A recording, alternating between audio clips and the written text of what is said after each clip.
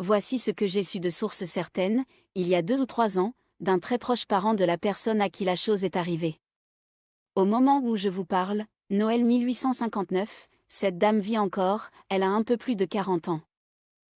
Elle était à Londres, dans l'hiver de 1847 à 1848. Elle était veuve, âgée d'environ 29 ans, fort mondaine, fort riche et très agréable de visage. Parmi les élégants qui fréquentaient son salon, on remarquait un jeune lord, dont les assiduités la compromettaient singulièrement et dont la conduite, d'ailleurs, n'était rien moins qu'édifiante. Un soir, ou plutôt une nuit, car il était plus de minuit, elle lisait dans son lit je ne sais quel roman, en attendant le sommeil. 1h vint à sonner à sa pendule, elle souffla sa bougie. Elle allait s'endormir quand, à son grand étonnement, elle remarqua qu'une lueur blafarde, étrange, qui paraissait venir de la porte du salon, se répandait peu à peu dans sa chambre et augmentait d'instant en instant. Stupéfaite, elle ouvrait de grands yeux, ne sachant ce que cela voulait dire. Elle commençait à s'effrayer, lorsqu'elle vit s'ouvrir lentement la porte du salon et entrer dans sa chambre le jeune lord, complice de ses désordres.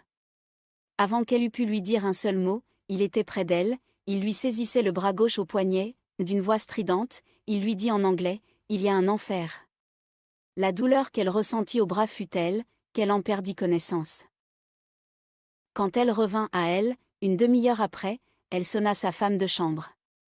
Celle-ci sentit en entrant une forte odeur de brûlé, s'approchant de sa maîtresse, qui pouvait à peine parler, elle constata au poignet une brûlure si profonde, que l'os était à découvert et les chairs presque consumées, cette brûlure avait la largeur d'une main d'homme. De plus, elle remarqua que de la porte du salon jusqu'au lit, et du lit à cette même porte, le tapis portait l'empreinte de pas d'homme, qui avait brûlé la trame de part en part. Par l'ordre de sa maîtresse, elle ouvrit la porte du salon. Plus de traces sur les tapis. Le lendemain, la malheureuse dame apprit, avec une terreur facile à concevoir, que cette nuit-là même, vers 1h du matin, son lord avait été trouvé ivre-mort sous la table, que ses serviteurs l'avaient rapporté dans sa chambre, et qu'il y avait expiré entre leurs bras. J'ignore, ajouta le supérieur, si cette terrible leçon a converti tout de bon l'infortuné, mais ce que je sais, c'est qu'elle vit encore, seulement, pour dérober au regard les traces de sa sinistre brûlure, elle porte au poignet gauche, en guise de bracelet, une large bande d'or, qu'elle ne quitte ni jour ni nuit. Je le répète.